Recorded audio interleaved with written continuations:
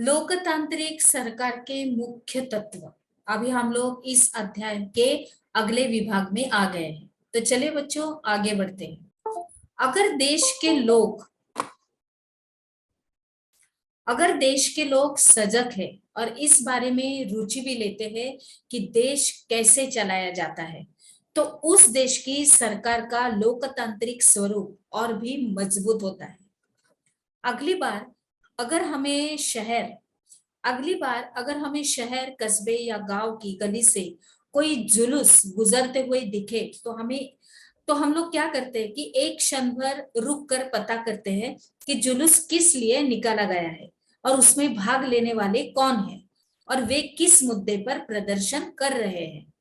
और इससे हमें यह समझने में मदद मिलेगी कि हमारी सरकार कैसे काम करती है। विवादों का समाधान, यानी कि आपने माया की कहानी तो पढ़ी होगी और हमने शुरुआत में ही पढ़ी थी वो, कि कैसे विवादों और समस्याओं के समाधान के लिए कई बार हिंसा का प्रयोग किया जाता है। किसका? हिंसा का।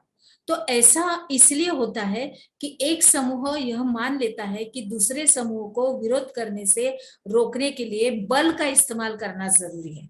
तो इसके लिए विवाद तब उभरता है जब विभिन्न संस्कृतियों, धर्मों, क्षेत्रों और आर्थिक पृष्ठभूमियों के लोग एक दूसरे के साथ तालमेल नहीं बिठा पाते।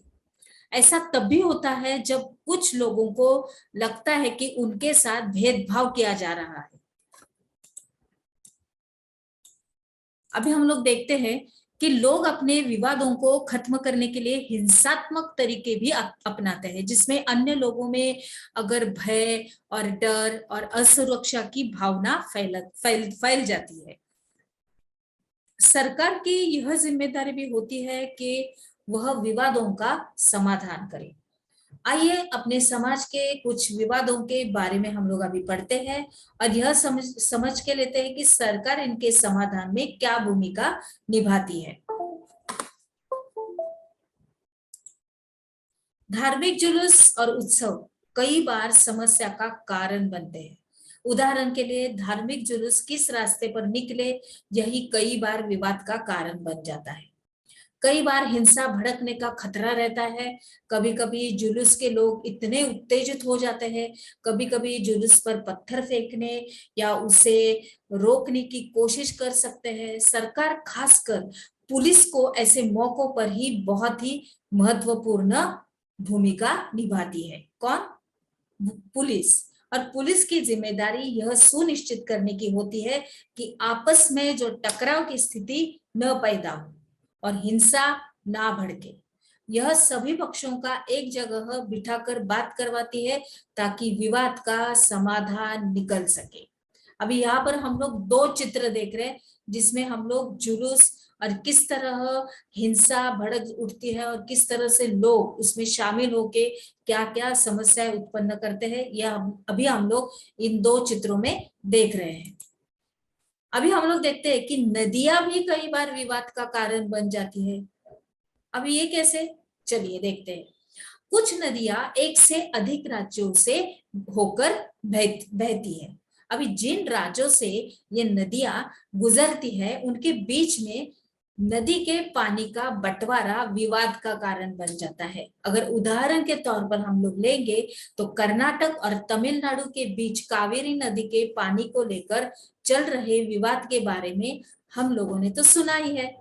तो कर्नाटक के कृष्णा राजा सागर बांध में भरा हुआ पानी कई जिलों में सिंचाई के काम आता है और इस पानी से बेंगलुरु शहर की जरूरतें भी पूरी होती है।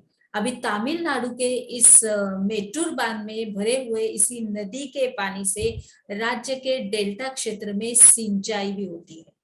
दोनों बांध एक ही नदी पर बने हुए हैं, दो बांध। अभी कर्नाटक का कृष्णा राजा सागर बांध कावेरी नदी के ऊपरी छोर पर है और तमिलनाडु का मेट्टूर बांधा नदी के निचले छोर पर। अभी मेट्टूर बांध में पानी तभी भरा जा सकता है जब कृष्णा राजा सागर बांध से पानी छोड़ा जाए। दोनों राज्यों को अपने लोगों की जरूरत के लिए भरपूर पानी चाहिए, जो कि नहीं मिल पाता और इससे क्या होता है? विवाद उत्पन्न होता है।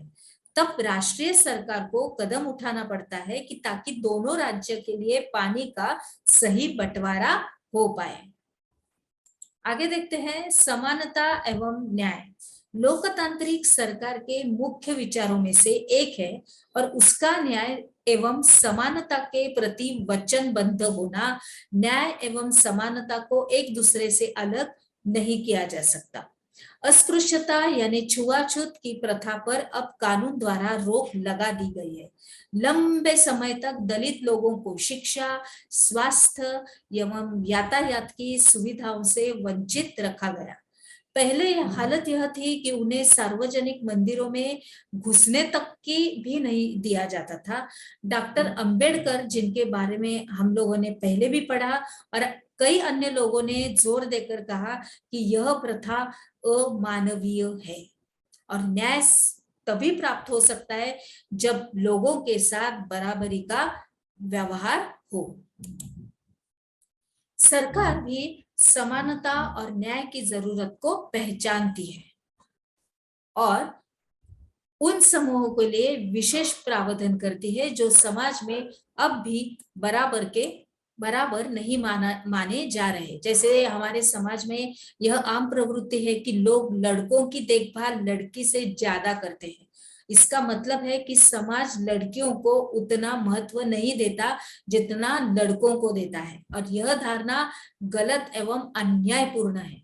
इसे दूर करने के लिए सरकार ने कुछ कदम उठाए हैं। सरकार ने कुछ विशेष प्रावधान भी किया है जिससे लड़कियां अपने साथ होने वाले अन्याय से छुटकारा पा सकेंगी। और उदाहरण स्वरूप सरकारी स्कूल और कॉलेजों में लड़कियों की फीस खत्म या कम करने का प्रावधान भी किया गया है।